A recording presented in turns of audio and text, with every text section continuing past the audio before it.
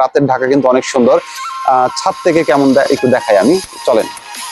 বাসার যে ছাদ থেকে, এবং হচ্ছে এটা ফ্লাইওভারের ঠিক সাইডে থাকার কারণে ফ্লাইওভারের যে সৌন্দর্যটা সেটা কিন্তু একদম এখান থেকে উপভোগ করা যায়, এবং আমার খুব ভালো লাগে। আমি স্পেশালি অফিসের একটা কাজে এখানে আসছিলাম, তো আসলে অফিসের কাজ ছাড়া আমি ঢাকায় আসতে আমার খুব একটা ভালো লাগে না, বাট এখানে যখন ছাদে আসলাম রাতে, অনেক রাত, আমার কাছে মনে হয়েছে যে এই সৌন্দর্যটা আমাকে আসলে মুগ্ধ করেছে।